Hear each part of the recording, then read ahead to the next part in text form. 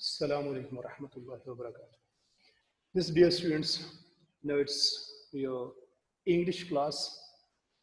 कल हमने कुछ चीज़ें डिस्कस की थी ग्रामर के बारे में. फर्स्ट स्लाइड आपके सामने है, इंट्रोडक्शन टू ग्रामर. इसमें सबसे पहली बात जो थी वो डेफिनेशंस थी, the whole system and structure of a language. उसके बाद था कि a set of prescriptive notions about correct use of a language. अब इसमें कुछ क्वेश्चंस आपसे पूछने हैं ताकि थोड़ा फीडबैक भी हमें मिल जाए कि क्या अंडरस्टैंडिंग आपकी डेवलप हुई है. उसमें क्वेश्चन ये है, what is a prescriptive notion? What is a prescriptive notion? Who will tell? Please raise your hands.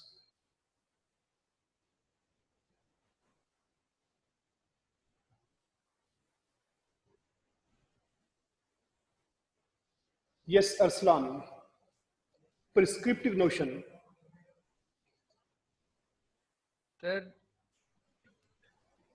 Sir जैसा कि आपने हमें जैसे लेक्चर दिया है जी, अगर मैं सेम टू सेम डिलीवर कर दूं आपकी तरह जी जी तो वो मैं डिस्क्राइब करूंगा आपका लेक्चर. जी.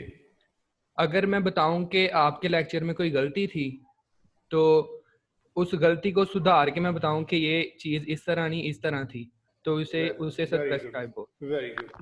ये है prescriptive notion. Yes, then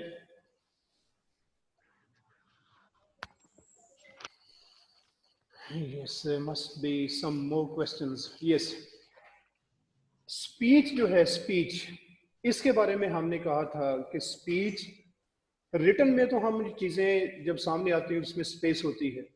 oral speech के बारे में हमने क्या टर्म यूज की थी कि स्पीच किस तरह की होती है, इसको क्या कहा जाता है?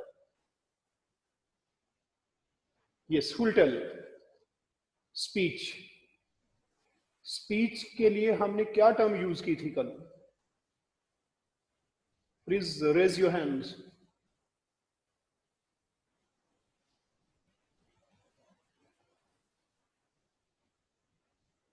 No one knows. अगर किसी को याद हो तो कल हमने इसे कहा था स्ट्रिंग ऑफ साउंड्स. स्पीच एक स्ट्रिंग ऑफ साउंड्स है, एक स्ट्रिंग बनती जाती है, इसमें कहीं पे कोई स्पेस हम खुद फील करते हैं. जब मैंने ये कहा था कि every persons mind is a unique filter, वो माइंड है इसे सेपरेटली बताता है कि ये वर्ड दूसरे से सेपरेट है. जब इनको हम सेपरेट करते हैं तो वो बन जाते हैं पार्ट्स. वो पार्ट्स हैं जिन्हें हम कहते हैं parts of speech. Yes, who will tell how many parts of speech are there in English? Yes, please raise your hands. Yes, Arsalan. Sir parts of speech sir basically तो 8 हैं सर. एक मजीद है सर, वो आपने सर कहा था कि मैं बाद में सर बताऊंगा इसके बारे में. Very good. Traditionally 8 parts of speech. Good.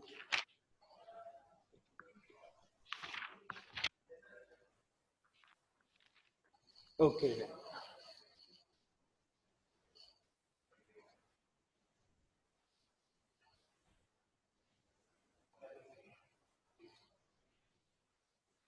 Okay. कल फिर हमने पार्ट्स ऑफ स्पीच जो थे, 8 पार्ट्स ऑफ स्पीच, ये आपके सामने है लिस्ट. ट्रेडिशनली हम कहते हैं कि 8 हैं, जिसमें से वर्ब को हमने डिस्कस किया था. वर्ब के बारे में मैंने कहा था कि इसने लिखा हुआ है कि एक्शन, स्टेट और occurrence.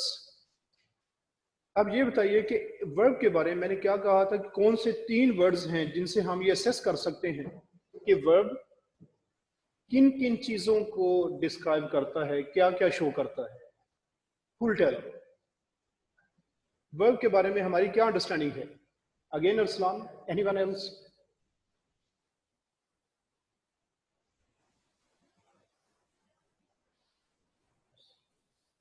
Yes,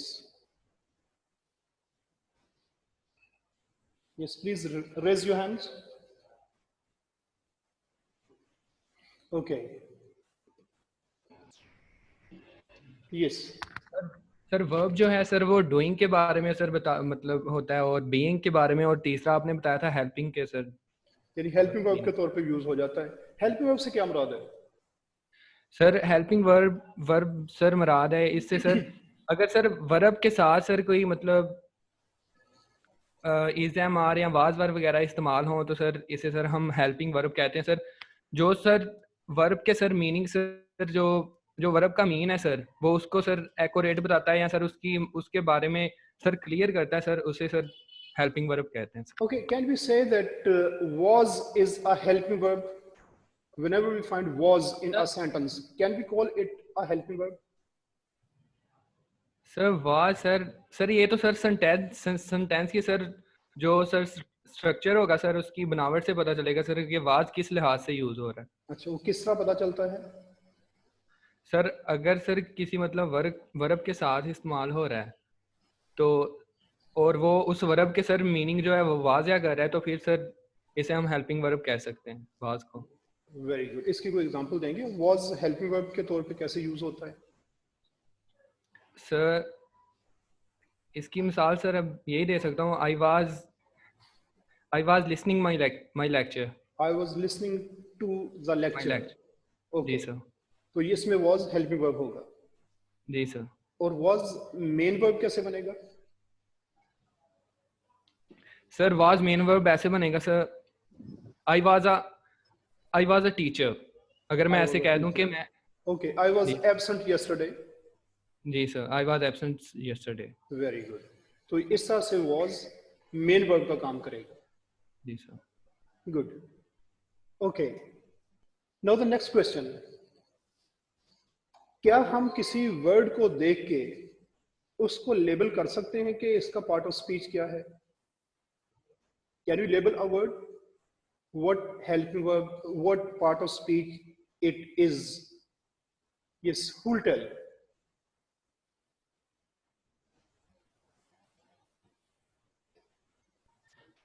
yes Arsalan. Sir हम सर देख के सर पता नहीं लगा सकते कि सर ये किस तरह यूज, हम सर जो सेंटेंस होता है सर, जो फिक्रा होता है सर, उसकी बनावट को देख के कोई लेबल लगा सकते हैं कि किस लिहाज से इस्तेमाल हो रहा कोई एग्जांपल देंगे आप? है सर। जैसा कि सर ये मैंने अभी बताया जो आपने एग्जांपल दी है। जी जी सर सॉरी सर, एक मरतबा क्वेश्चन रिपीट कीजिएगा। जी। क्वेश्चन यही है कि क्या हम कोई वर्ड कहीं पे लिखा हुआ हो देख के बता सकते हैं कि जी ये कौन सा पार्ट ऑफ स्पीच है? सर वो तो मैंने अभी बता दिया कि मतलब वो सेंटेंस की मतलब सर बनावट से पता चलता है कि वो किस तरह इस्तेमाल हो रहा ओके, इसकी कोई ऐसी एग्जांपल दें कि जिसमें एक वर्ड वो किसी है। जी सर। एक कॉन्टेक्स्ट में और पार्ट ऑफ स्पीच हो, दूसरे में जाके कुछ और बन जाए।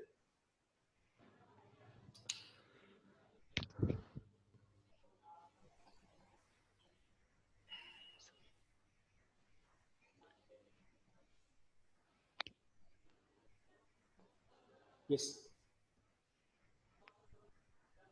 Anyone can answer this question. Any word, when used in a context, it becomes some part of speech. But when it's used in another context, it gives some other part of speech. What's that? Any examples?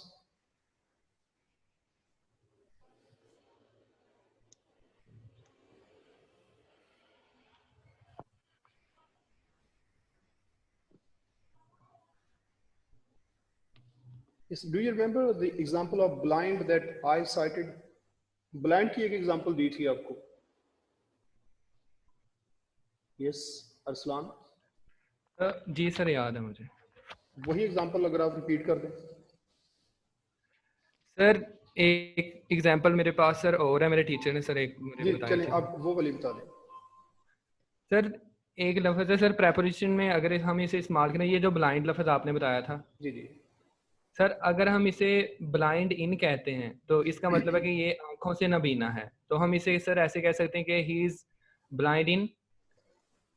तो sir अगर हम इसे कहते हैं blind of, sir इसका मतलब है कि एक मतलब अपनी सर बिहेवियर से या अपनी करतूतों से नबीना है। तो लेकिन लेकिन ये इस तो तरह से इसके सर। हाँ नहीं, ये है बात मीनिंग की। इसमें तो आपने दोनों में इसको एडजेक्टिव के तौर पे यूज किया ना। हमने जी ये सर। देखा है कि ब्लाइंड एडजेक्टिव के अलावा कैसे यूज हो सकता है, ये बताना है आपने। सर ये जैसे आपने ब्लाइंड्स का सर एक जुमला बताया था कि put the blinds before the curtain, sir इस तरह का कोई जुमला बताया था। इसमें सर ये for the window. As a noun, जी सर, एज अ नाउन इस्तेमाल हो रहा है। गुड, तो ठीक है। और जो जी आपने सर। एग्जांपल दी उसमें ब्लाइंड एडजेक्टिव है जी ऐसी। सर। हाँ जी, वर्ड सेम है लेकिन चेंज हो जाते हैं इनके पार्ट्स ऑफ स्पीच। जी sir. Yes Armaghan. Sir, bark. BARK, bark. Yes. Yes, what would you say about this word? Sir, it can be used as a tree, part of a tree, Yes, as well as a bark of a dog. a bark of the dog. Okay, the dog is barking. Yes, sir. Very good. इस सूरत में bark sir क्या बना एक फिर?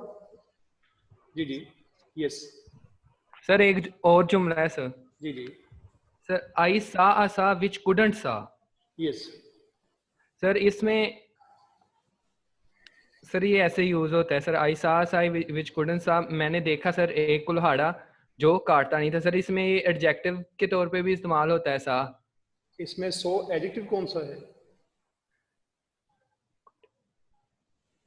Sorry sir, ये थोड़ा गलत हो गया नहीं, सर। एडजेक्टिव नहीं, एक्चुअली इसमें वर्ब और नाउन के तौर पे यूज हुआ है। जी sir. Okay, thank you.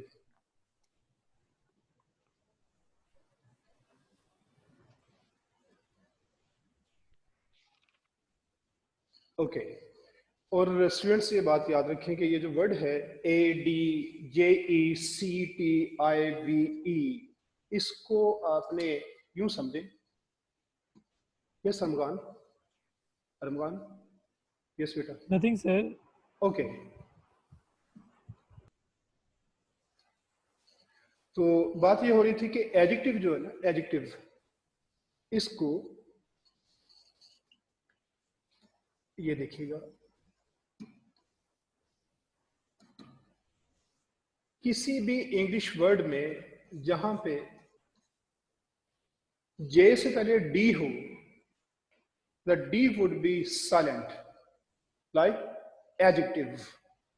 Then C, ADJUST, adjust. Then adjacent, इन सब में डी साइलेंट होगा। एनीवे, तो वर्ब को हमने कल डिस्कस किया था, उसमें मैंने कहा था कि इसे ये दिया हुआ है कि use to describe an action, state और अकरेंस। स्टेट में मैंने कहा था कि जैसे बी वर्ब है वो आपको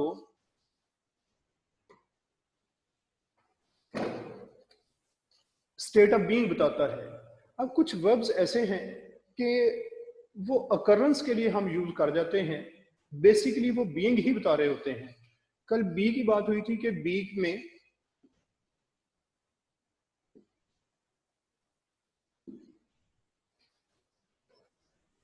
बी की हमने कहा था 8 फॉर्म्स हैं। Be, is, am, are, was, were, being, been. These are the 8 forms of be. ये मैं रिपीट कर देता हूं।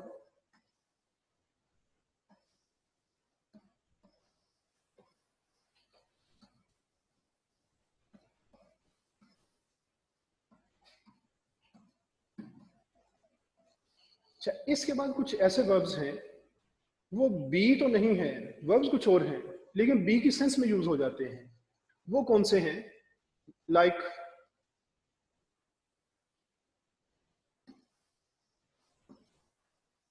Grow,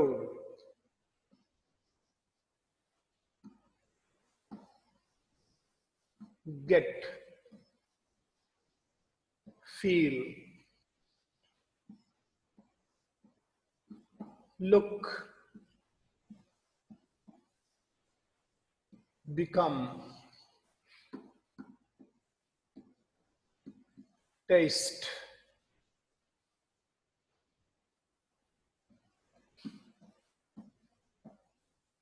prove, etcetera. ये कुछ वर्ब्स मैंने लिखे हैं आपके सामने कि ये एक्चुअली बी तो नहीं है, लेकिन बी की सेंस में यूज हो जाते हैं। अब ग्रो, एक तो है ग्रो जिसे हम कहते हैं उगाना, यहाँ इससे वो मुराद हम नहीं ले रहे। उगाना तो एक एक्शन को शो करता है, वो एक डूइंग वर्ब है। यहाँ हम बीइंग की बात कर रहे हैं। बीइंग कैसे होती है? जैसे आप कहते हैं कि आई ग्रू एंग्री, आई ग्रू एंग्री यानी मैं एंग्री हो गया। ये होना की सेंस में हम इसको यूज कर रहे हैं, ये वो वाला ग्रो। फिर गेट, एक है get to receive something, to gain something, उस सेंस में नहीं। गेट का मीनिंग वही हो जाना। जैसे आई गॉट टायर्ड, टायर्ड हो गया मैं। My friend got injured, injured हो गया। ये गेट उस सेंस में। इसी तरह से फील, हो जाने की सेंस में। जैसे आई फील इल यानी मैं बीमार हूं, ये होना की सेंस में। लुक, यू लुक हैप्पी, आप खुश हैं, यानी वो दिखाई तो देते हैं तो आपकी ये कंडीशन ये नजर आती है कि आप खुश हैं। Become, my cousin became a doctor, became ये भी उसका हो जाना, बन जाना। फिर टेस्ट, एक है टेस्ट, किसी चीज को टेस्ट करना, वो डूइंग है। हम बीइंग की सेंस में जब यूज करते हैं वो किस तरह से होगा? Like the dish tests sweet, dish मीठी है।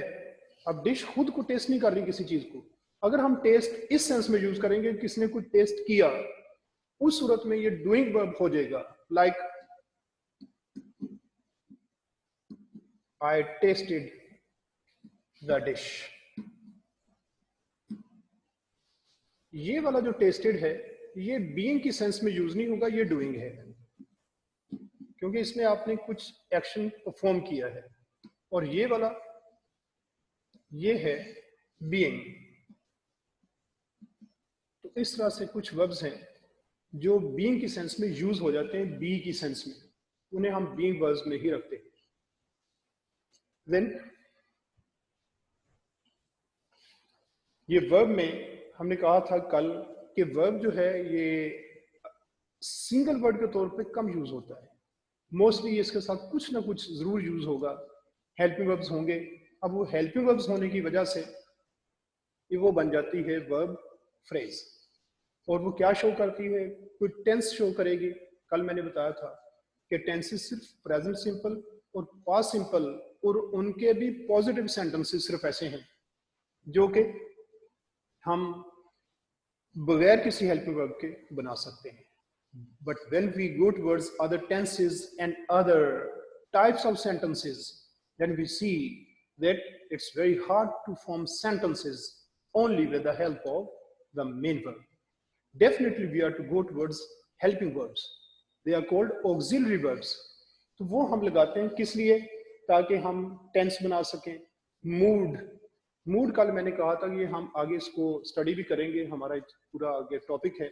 लेकिन है क्या ये कि जिस तरह से अगर आप स्टेटमेंट देते हैं तो वो डिक्लेरेटिव मूड बन जाता है, क्वेश्चन पूछते हैं तो इंट्रोगेटिव मूड बन जाता है, रिक्वेस्ट करते हैं तो वो इंपेरेटिव मूड बन जाता है, कोई एक्सप्रेशन देते हैं उस सूरत में एक्सक्लेमेटरी मोड बन जाता है, और कहीं पे आप किसी के लिए कोई विश करते हैं, ग्रीटिंग्स पास करते हैं, वो एक ऑप्टेटिव मूड हो जाता है। इस तरह से 5 मूड्स ही आगे हम स्टडी करेंगे। Let's head towards the next part of speech, that's adverb, used to modify the meaning of a verb, adjective or another adverb. Adverb को हम 3 situations में यूज करते हैं मोस्टली, कि या तो ये किसी वर्ब के मीनिंग को मॉडिफाई करेगा, या किसी एडजेक्टिव को, या फिर किसी दूसरे एडवर्ब को।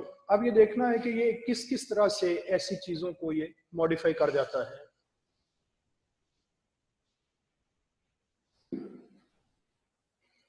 एडवर्ब, अब जो 3 चीजें हैं जो मॉडिफाई करेगा, first verb, then adjective, then another adverb. And you please pay special attention to pronunciation as well, क्योंकि इंग्लिश में बार बार ये कहता हूँ कि ये लैंग्वेज है तो इसको सही प्रोनाउंस भी किया जाए। ये देखिए वर्ब, आर साइलेंट है वर्ब, फिर इसमें मैंने कहा कि ये डी साइलेंट है, whenever D occurs before J it's silent, it becomes adjective, then another adverb, another and other नहीं इसको कहना। आर जो है आ, ये किसी भी वर्ड के एंड पे हो तो ये साइलेंट ही होता है। इसको प्रोनाउंस सिर्फ उस सूरत में किया जाता है जब इसके बाद कोई वाउल साउंड हो। वाउल साउंड, वाउल लेटर नहीं। अब वाउल साउंड किस तरह से होती है?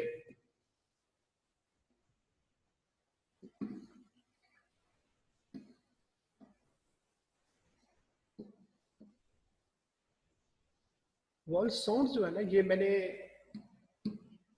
साउंड्स का जिक्र पीछे आता रहा कि जब हमने सिलेबल की बात की थी तो उसमें ये कहा था कि जब भी किसी भी वर्ड में एक वॉल साउंड जहां तक होगी वहां तक हम एक सिलेबल समझते हैं।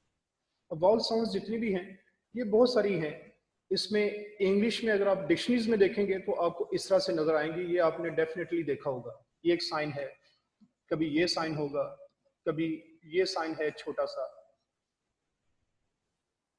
ये जैसा आई होता है स्मॉल आई, फिर एक इस तरह का स्मॉल आई, एक इस तरह का भी होगा। एनीवे ये बहुत सारे हैं। ये टोटल जो है ना इसमें वॉल साउंड्स वो हैं टोटल 14। ये इधर लिख देता हूँ 14। ये 14 साउंड्स हैं। इनमें से उर्दू में समझने के लिए हम ये कह सकते हैं कि जब भी कोई साउंड अलिफ की साउंड के साथ, अलिफ की आवाज के साथ स्टार्ट हो तो इसे हम वॉल साउंड समझते हैं। लाइक एक्स, एनिमल, इंक, ये सारी वॉल साउंड्स हैं। वॉल लेटर वहां पे हो या ना हो। अब देखिए ऑनेस्ट, HONEST, उसमें वॉल लेटर है ही नहीं लेकिन वॉल साउंड है। तो यहाँ पे हम ये कह रहे हैं कि आर के बाद अगर कोई वॉल साउंड हो उस सूरत में हम आर को प्रोनाउंस करते हैं। किस तरह से? ये देखिए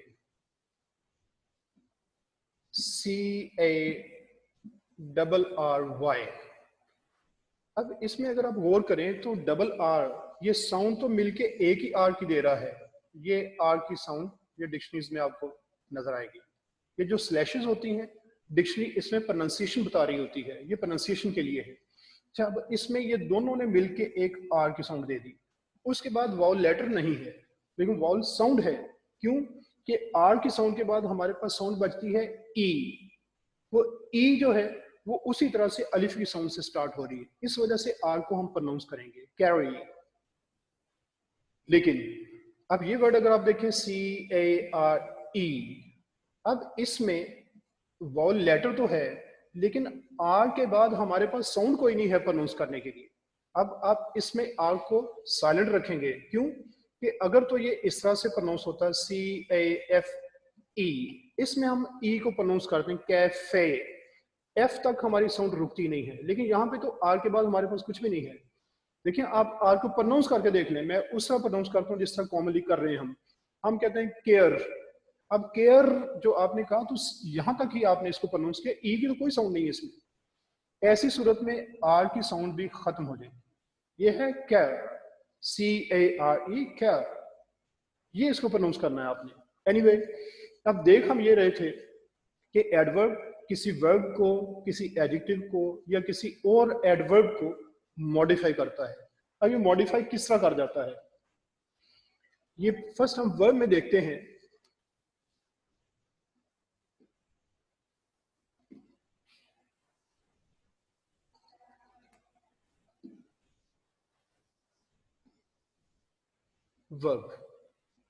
वर्ब की मॉडिफिकेशन ये है कि ये मोस्टली वर्ब के बारे में जो भी आपको वर्ब में मोस्टली हम अब बात करेंगे एक्शंस की।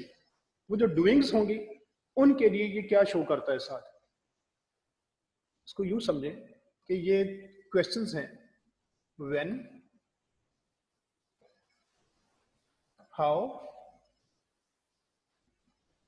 वेयर, इनके आंसर्स एडवर्ब देगा, वर्ब आप यूज कर देंगे, साथ ही एडिशनली ये जो इंफॉर्मेशन होगी ये एडवर्ब्स की होगी, like I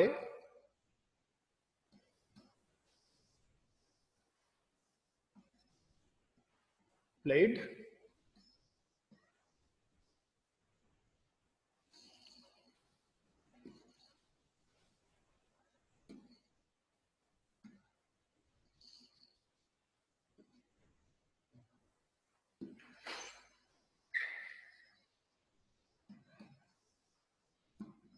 I played lazily। अब played तो इसमें वर्ब है,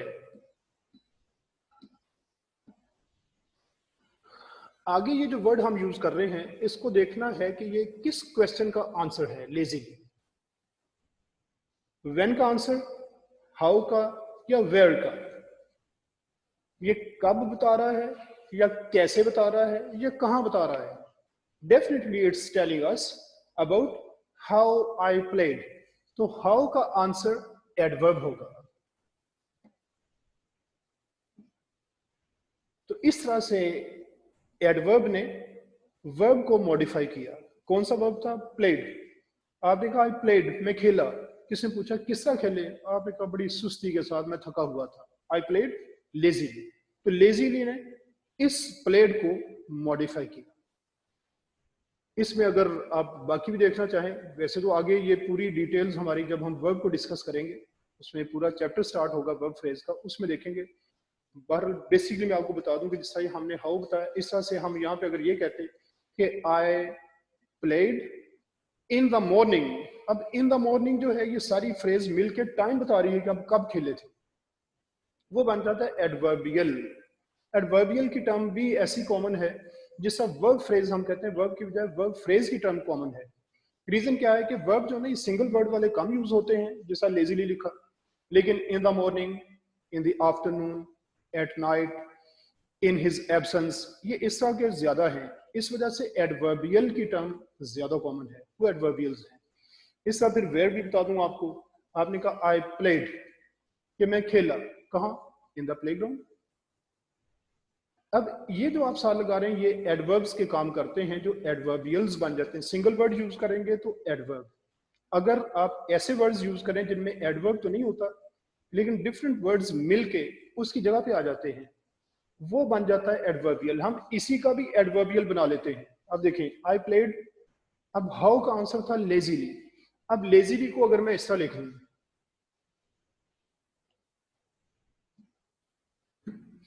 इन अ लेजी स्टाइल। अब इसमें अगर आप गौर करें तो इन प्रेपोजिशन है, ए ये एक डिटर्मिनर है, लेजी एडजेक्टिव है, स्टाइल नाउन है, एडवर्ब इसके अंदर कोई भी नहीं है। लेकिन चूंकि हमने यूज उसी एडवर्ब के लिए इसे किया है, सेम जैसा एडवर्ब ने वही लेजीली को डिफाइन किया, मॉडिफाई किया, हमने इसको यूज कर लिया। अब चूंकि ये एडवर्ब है नहीं, इसके लिए फिर टर्म यूज की जाती है एडवर्बियल।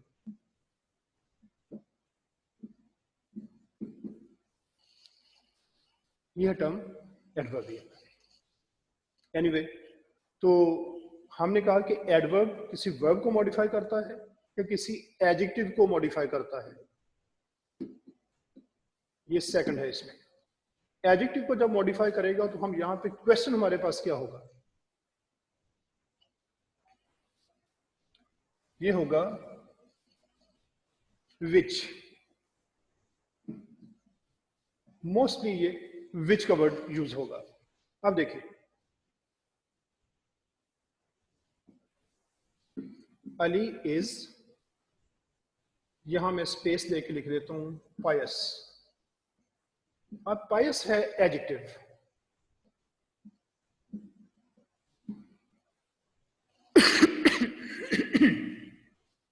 अब पायस बहुत सारे लोग हैं। अब आप उसमें से ये चाह रहे हैं कि वो कौन सा पायस, कौन सा आदमी। अब कौन सा जो है उसके लिए आपको यहां पे डिफाइन करना पड़ेगा कि आप किसकी बात कर रहे हैं। अब ये आपने यहां पे लगा दिया वेरी, बल्कि सॉरी ये विच की बजाय ना यहाँ पे सॉरी हाउ का वर्ड है, ये ना समझे, इसको मैं डिलीट कर देता हूं।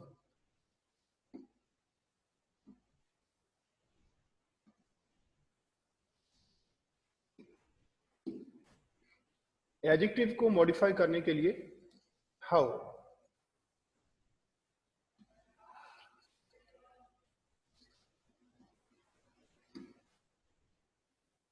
हाउ, यानी अब इस हाउ का मीनिंग ये वाला हाउ नहीं है, वो था हाउ कैसे, ये है कितना। अली इज पायस, आप कहते हैं कितना पायस है, उसमें आप लगा देते हैं वेरी, वेरी पायस। इसी तरह से आपने कहा कि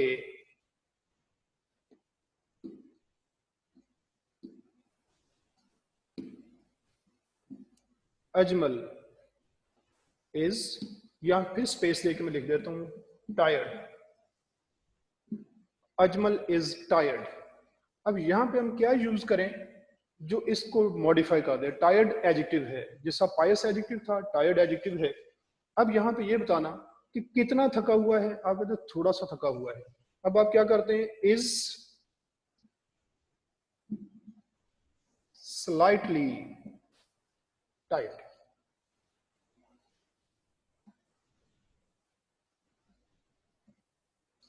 अजमल इज स्लाइटली टायर्ड। ये स्लाइटली हमने एडवर्ब यूज किया जिससे मॉडिफाई किया है एडजेक्टिव को। टायर्ड एडजेक्टिव था, इसको हमने मॉडिफाई किया स्लाइटली के साथ। और तीसरी चीज हमने कहा कि इसमें एडवर्ब किसी दूसरे एडवर्ब को भी मॉडिफाई कर जाता है। वो किस तरह करेगा, ये देखिए, अली रन्स स्लोली। अगर आपको याद हो पीछे हमने वर्ब के लिए जहां पे यूज किया तो हमने वहां पे 3 क्वेश्चंस लिखे थे जिसमें हाउ भी था। अब अली रन्स, अली भागता है कैसे, हाउ का आंसर हमने दिया स्लोली। अब इस स्लोली के लिए हम एक और वर्ड क्या यूज कर सकते हैं, very. Ali runs very slowly. अब ये वेरी देखना हमने कि हमने यूज किसके लिए किया, ये ना तो अली के लिए यूज हुआ ना रन्स के लिए, ये सिर्फ स्लोली के लिए यूज हुआ। और स्लोली क्या था, एडवर्ब। क्योंकि स्लोली एडवर्ब है, अब इस एडवर्ब के लिए हमने वेरी यूज किया और वेरी भी एडवर्ब है। इस तरह से एडवर्ब किसी वर्ब को मॉडिफाई करेगा या किसी एडजेक्टिव को या किसी दूसरे एडवर्ब को, कि एडवर्ब ही था उसी को इसने मॉडिफाई कर दिया। तो ये 3 तरह से हमने इसको यूज किया। अब ये देखना है कि हमारा नेक्स्ट कौन सा है। नेक्स्ट इसमें आ रहा है नाउन। नाउन को हमने कहा use to identify any of a class of people, places और थिंग्स। थिंग्स, अब ये may be it's a little bit strange for you people how I pronounce it। ये याद रखें कि इंग्लिश में थे की साउंड नहीं है, ये जो थे हम प्रोनाउंस करते हैं इंग्लिश में वो साउंड नहीं है। ये देखिए, ये TH, इसको जब हम यूज करते हैं तो ये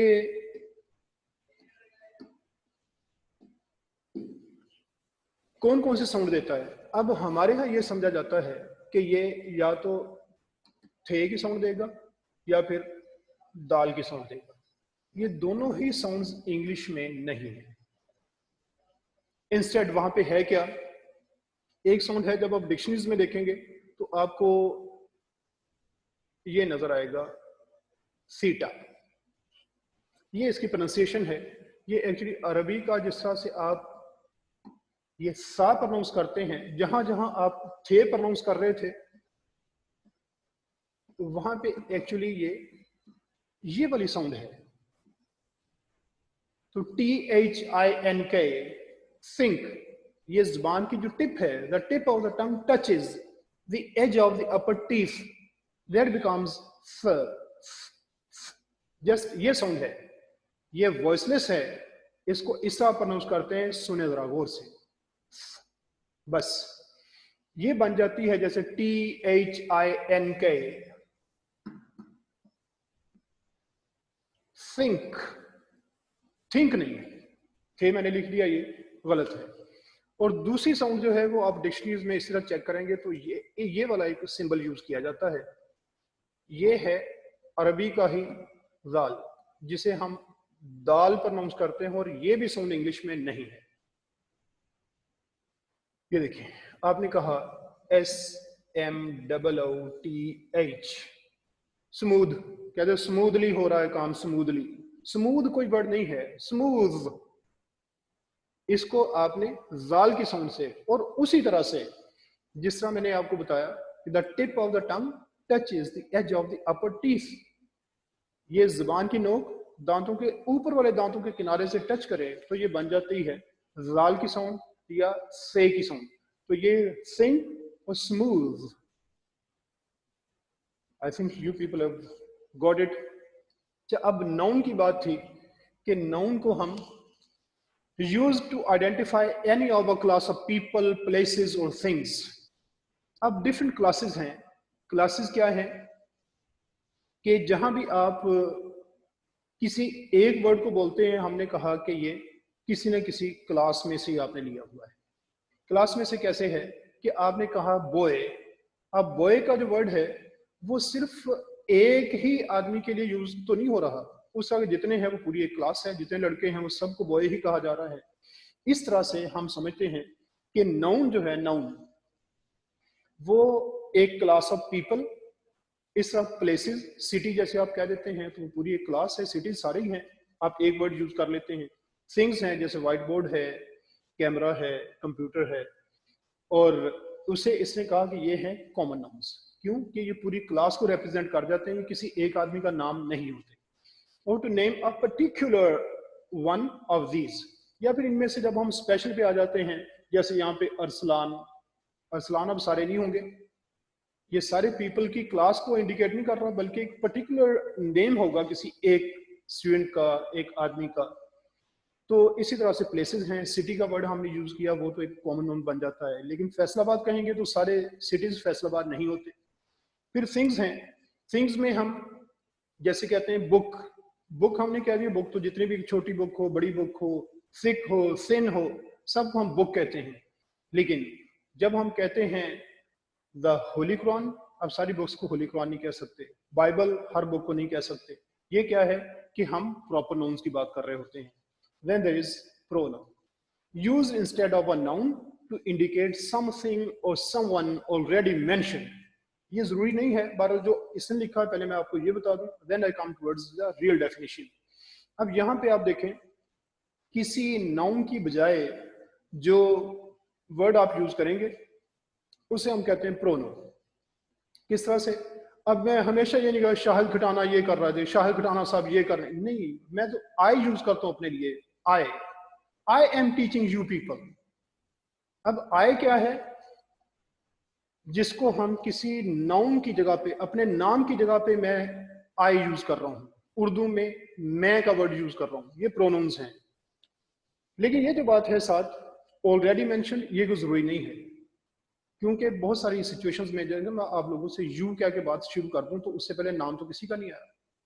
लेकिन मोस्टली ऐसा हो जाता है कि जो चीजें यूज हो गई पहले, जैसे मैं ये कहता हूं कि the white board is new, अब व्हाइट बोर्ड नाउन यूज हो गया। अब इसकी बजाय हम दोबारा जब बात करेंगे तो नाउन बार बार तो नहीं होगा, फिर प्रोनाउंस पे आ जाते हैं। जैसे it was boat just a few days ago, ये क्या है? ये इट का वर्ड मैंने इसके लिए यूज किया, it was boat, it pronoun है उस वर्ड के लिए जो पहले हमने यूज कर लिया। Then adjective used to provide extra information about a noun includes determiners. जैसे बात हुई थी कि 9th पार्ट ऑफ स्पीच जो होगा वो डिटर्मिनर के तौर पे हम अलग उसको डिस्कस करेंगे, लेकिन यहाँ पे सिर्फ एडजेक्टिव जो है इसको अब यूं समझ सकते हैं,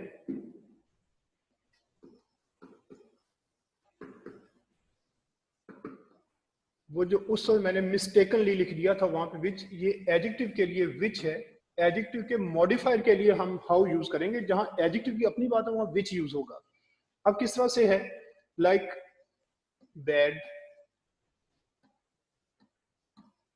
good, new, green, etc. अब यहां देखें कि हम जब भी किसी नाउन के लिए इसको यूज करेंगे तो ये विच का आंसर दे रहा होगा। जैसे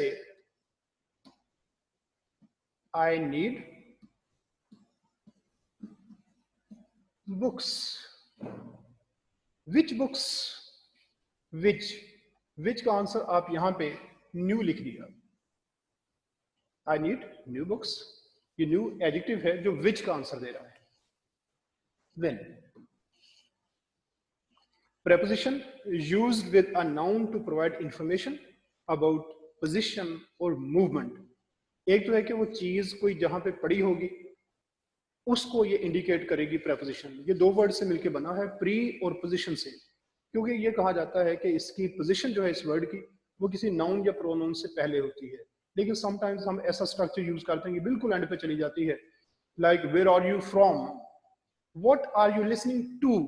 अब ये एंड पे भी जा सकती है, लेकिन एक्चुअली इसका जो ना मोस्टली हम जनरली जब यूज करते हैं तो किसी नाउन या प्रोनाउन से पहले इसको हम यूज करते हैं। जैसे I am in my room, अब रूम जो है उस नाउन से पहले आपने इन यूज कर लिया। I was in the classroom, I was there listening to the news, to preposition आपने उस नाउन से पहले यूज कर ली। अब एक है पोजीशन के बारे में आप बताते हैं। पोजीशन क्या है कि कोई चीज कहां पे है। जब आप ये कहते हैं the wallet is in my pocket, in my pocket, अब ये पॉकेट का पोजीशन आपने माई साथ बता दिया, असल में तो ये पॉकेट की ही बात एक्चुअली आप कर रहे हैं, उस नाउन से पहले आपने लगा दिया इन, ये उसकी पोजीशन। एक है मूवमेंट, मूवमेंट क्या है कि I am going to the market, ये आपकी मूवमेंट है, अब उधर को जा रहे तो टू यूज कर लिया। Then conjunction, use to join two words और क्लोजेस, ये दो फ्रेजेस को, दो वर्ड्स को, दो क्लोजेस को ज्वाइन कर सकता है। किस तरह से करता है कंजंक्शन ये, कि जिस तरह ये एंड और बट की एग्जांपल्स हैं, Ali and Usman, Usman and his father, अब ये एंड जो है ये ज्वाइन कर रहा है इनको, इस तरह से बट को यूज कर सकते हैं। बहुत सारे वर्ड्स हैं वो आगे डिस्कस करेंगे। फिर है interjection, used as an exclamation, exclamation क्या है कि ये जो आपका सडन एक्सप्रेशन है फीलिंग्स का, उसके लिए हम ये यूज करते हैं। समटाइम्स ऐसे वर्ड्स हैं जैसे ओ, ये याद रखें कि इंग्लिश के किसी भी वर्ड के एंड पे अगर एच आ जाए वो साइलेंट होता है, इसको ओह प्रोनाउंस नहीं करना, ओ एच साइलेंट। और फिर स्टॉप, अब ओ जो है ये तो ऐसा वर्ड है कि जिसका अपना कोई मीनिंग नहीं है, फीलिंग के लिए आपने यूज कर लिया। स्टॉप का मीनिंग है लेकिन हमने अंदर फीलिंग ऐड कर दी। अब देखिए यस या नो, बेसिकली तो हम इनको सिर्फ यस या नो पॉजिटिविटी के लिए, नेगेटिविटी के लिए यूज कर जाते हैं, लेकिन अगर आप इसमें अपनी फीलिंग ऐड कर देंगे उस सूरत में ये भी इंटरजेक्शंस के तौर पे यूज हो जाएंगे, एक्सक्लेमेशंस बन जाएंगे। जैसे किसी ने ये कहा कि आपका जो फलां कोई चीज है वो कोई उठा के भाग गया, आप नो, अब ये नो जो है उसके अंदर आपकी जो ना साथ वो फीलिंग ऐड हो गई, ये जो रिमोर्स है आपका, जो आप उसके थ्रू आपने इसी वर्ड के साथ एक्सप्रेस कर दिया, तो इनको हम कहते हैं interjections. That's it for today. Yes, no, if you people have got any questions, you can ask. Yes, Arslan. Sir ये जो आपने दो प्रोनाउंसिएशन ठीक करवाई हैं, एक वो थिंक लफ्ज था और एक था स्मूथ। जी जी सर जब थिंक की आपने प्रोनाउंसिएशन ठीक करवाई है तो लास्ट पे था टीएच था, जी जी सॉरी, तो आपने सर तब बताया कि ये सिर्फ सा जो से है जो जी जी अरबी का, जी सर, जी जी सर उसमें जो इसकी आवाज देगा सिर्फ, और आपने जब वो स्मूथ की प्रोनाउंसिएशन ठीक करवाई तो आपने बताया कि ये जाद की भी आवाज दे सकता है। जी जी, ये इसी तरह से है जिस तरह आप वैसे देखें ना, इंग्लिश के जितने वर्ड्स हैं दो साउंड तो आप यूज करते हैं ना, एक थे की साउंड आप यूज करते हैं, दाल की करते हैं, यहाँ पे थे यूज कर रहे हैं वहां पे सा यूज करना है, और जहाँ पे आप दाल प्रोनाउंस कर रहे हैं वहां पे जाल करना है। ये दो साउंड्स हैं, एक नहीं है कि, और ये भी नहीं है कि जहाँ पे जो मर्जी यूज कर ली, ये नहीं, जहाँ थे थी वहां पे से, जहाँ पे दाल थी वहां पे दाल। Okay sir, yes, thank you. Yes, any more questions? Yes, please raise your hands if you got any questions.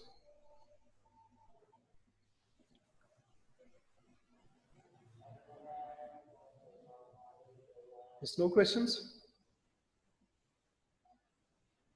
Yes, I'm waiting. जी जवेरिया बेटा। सर जैसे आपने बताया है कि ये मतलब टोटल पार्ट्स ऑफ स्पीच 8 हैं, तो आपने कहा कि ये डिटर्मिनर्स आया है और हम इसको डिस्कस करेंगे 9th है, तो अगर हमें एमसीक्यू आ जाए कि कितने पार्ट्स ऑफ स्पीच है, तो बेसिकली हम क्या मेंशन करेंगे, 8 या 9? जी, वो ट्रेडिशनल की टर्म साथ यूज होती है। जब ये कहा जाता है ना कि कितने पार्ट्स ऑफ स्पीच, तो ट्रेडिशनल ही समझा जाता है उसे। समटाइम्स वो ट्रेडिशनल लिख दिया जाता है, ना भी लिखा जाए तो आपने इसको 8 ही समझना है। हाँ, अगर ये कहा जाए कि वो न्यू रिसर्च के अकॉर्डिंगली, वो अगर आपसे पूछ लिया जाए, उस सूरत में आप 9 लिखेंगे, अदरवाइज आपने 8 पे रहना। Okay sir, thank you. Yes, any more questions?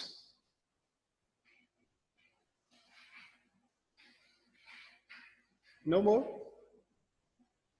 That's it then. Thank you very much.